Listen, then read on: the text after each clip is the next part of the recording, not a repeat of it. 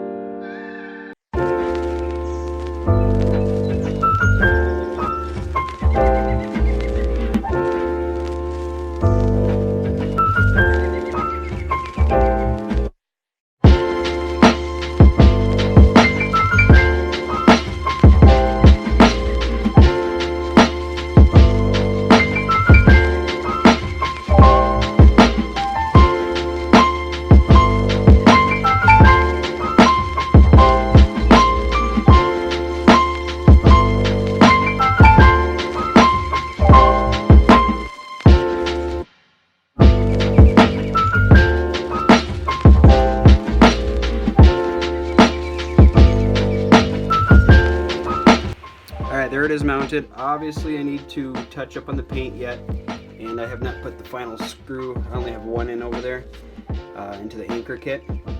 So I'm still waiting to see if I need to move it, but this is just kind of a temporary spot just to see how it'll work.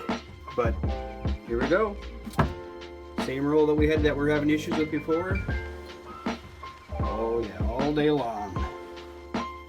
There we go.